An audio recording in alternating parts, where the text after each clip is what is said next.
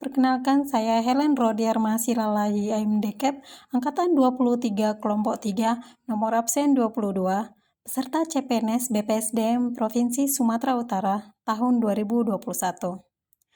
Pada kesempatan ini, saya akan memaparkan mind map tentang akuntabilitas dan nasionalisme dengan pengampu materi Ibu Nurmayana SE MSI. Berikut ini adalah tampilan akuntabilitas yang sudah saya buat. Konsep akuntabilitas. Pengertian akuntabilitas. Akuntabilitas adalah kewajiban pertanggungjawaban yang harus dicapai. Ini sedikit berbeda dengan responsibilitas, yang mana responsibilitas adalah kewajiban untuk bertanggung jawab. Aspek-aspek akuntabilitas.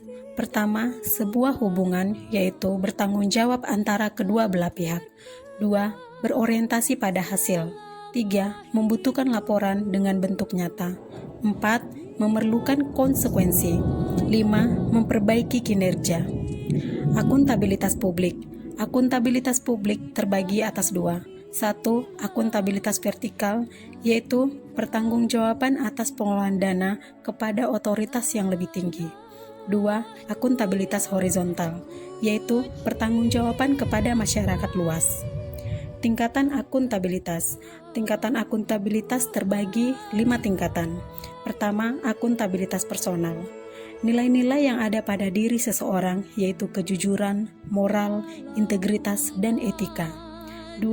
Akuntabilitas individu, yaitu mengacu pada hubungan antara individu dan lingkungan kerjanya. 3. Akuntabilitas kelompok, yaitu yang ada dalam sebuah institusi dalam mewujudkan kinerja yang diharapkan. 4. Akuntabilitas organisasi, yaitu mengacu pada hasil pelaporan kinerja. 5. Akuntabilitas stakeholder. Submateri yang kedua yaitu mekanisme akuntabilitas. 1. Dimensi akuntabilitas. Ada 4 dimensi mekanisme akuntabilitas. 1. Akuntabilitas kejujuran dan hukum.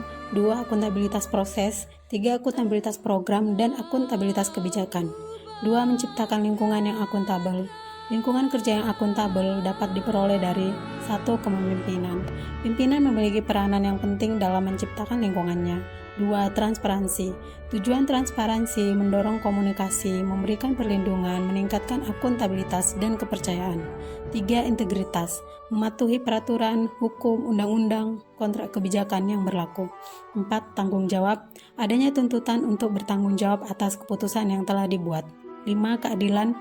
Landasan utama dari akuntabilitas. Oleh karena itu, ketidakadilan harus dihindari. 6. Kepercayaan. Keadilan akan melahirkan kepercayaan. Kepercayaan ini akan melahirkan akuntabilitas. 7. Keseimbangan. Menggunakan kewenangan untuk meningkatkan kinerja. 8. Kejelasan. Memiliki gambaran yang jelas tentang apa yang menjadi tujuan dan hasil yang diharapkan. 9. Konsekuensi, yaitu menjamin stabilitas. 3. Langkah menciptakan framework akuntabilitas, yaitu 1. Menentukan tujuan dan tanggung jawab. 2. Merencanakan apa yang akan dilakukan untuk mencapai tujuan. 3. Melakukan implementasi monitoring kemajuan. 4. Memberikan laporan secara lengkap. 5. Memberikan evaluasi dan masuk. Submateri yang ketiga yaitu akuntabilitas dalam konteks. 1. Transparansi dan akses informasi, yaitu keterbukaan dalam memberikan informasi publik. 2. Praktik kecurangan atau fraud dan perilaku korup, yaitu terjadi karena 3 hal secara bersamaan. Yang pertama, adanya peluang, yang kedua, adanya tekanan, dan yang ketiga, rasionalisasi untuk membenarkan fraud. 3. Penggunaan sumber daya milik negara, yaitu penggunaannya diatur sesuai dengan prosedur yang berlaku. 2. Penggunaannya dilakukan secara bertanggung jawab dan efisien. Dan 3. Pemeliharaan fasilitas secara benar dan bertanggung jawab. 4. Penyimpangan dan penggunaan data dan informasi pemerintah. 5. Konflik kepentingan atau merupakan situasi yang timbul di mana tugas publik dan kepentingan pribadi bertentangan. Materi terakhir dari akuntabilitas yaitu menjadi PNS yang akuntabel. PNS yang akuntabel adalah PNS yang 1. Mampu mengambil pilihan tepat ketika terjadi konflik kepentingan. 2. Tidak terlibat dalam politik praktis. 3. Melayani warga secara adil. 4. Konsistensi dalam menjalankan tugas. Indikator dalam keberhasilan. Menurut Undang-Undang Nomor 5 Tahun 2014 tentang ASN, ada 13 asas manajemen PNS. 1. Kepastian hukum, 2. Profesionalitas, 3. Proporsionalitas, 4. Keterpaduan, 5. Delegasi, 6. Netralitas, 7. Akuntabilitas, 8. Efektif dan efisien, 9. Keterbukaan, 10. Non-diskriminatif, 11. Persatuan dan kesatuan, 12. Keadilan dan kesetaraan, 13. Kesejahteraan. Prinsip menjadi ASN terbagi menjadi 7. 1. Nilai dasar, 2. Kode etik dan kode perilaku, 3. Komitmen dan integrasi moral dan tanggung jawab pada pelayanan publik, 4. Kompetensi yang diperlukan sesuai dengan bidang tugas, 5. Kualifikasi akademik, 6. Jaminan perlindungan hukum, 7. Profesionalitas jabatan. Penjelasan berikutnya yaitu tentang nasionalisme. Nasionalisme merupakan suatu sikap politik dari masyarakat suatu bangsa yang mempunyai kesamaan kebudayaan dan wilayah serta kesamaan cita-cita dan tujuan. Dengan demikian, masyarakat suatu bangsa tersebut merasakan adanya kesetiaan yang mendalam terhadap bangsa itu sendiri. Nilai-nilai nasionalisme Pancasila bagi ASN. 1. Sejarah ketuhanan dalam masyarakat Indonesia. 2. Ketuhanan dalam perumusan Pancasila. 3. Perspektif teoritis dalam kehidupan bernegara. 4. Implementasi nilai-nilai ketuhanan dalam kehidupan sehari-hari. Prinsip-prinsip nasionalisme.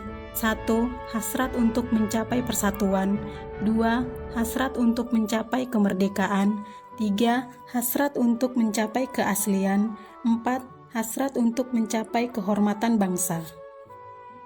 Wawasan kebangsaan. Wawasan kebangsaan adalah sudut pandang atau cara memandang yang mengandung kemampuan seseorang atau sekelompok orang untuk memahami keberadaan jati dirinya sebagai suatu bangsa. Berikut ini nilai-nilai wawasan kebangsaan. 1. Penghargaan terhadap harkat dan martabat sebagai makhluk Tuhan yang Maha Kuasa. 2. Tekad bersama untuk kehidupan yang bebas, merdeka, dan bersatu. 3. Cinta tanah air dan bangsa. 4. Demokrasi dan kedaulatan rakyat. 5. Kesetiakawanan sosial. 6. Masyarakat adil dan makmur. Di dalam nasionalisme, ASN dituntut sebagai pelayan publik, sebagai pembuat dan pelaksana kebijakan publik, dan sebagai perekat dan pemersatu bangsa.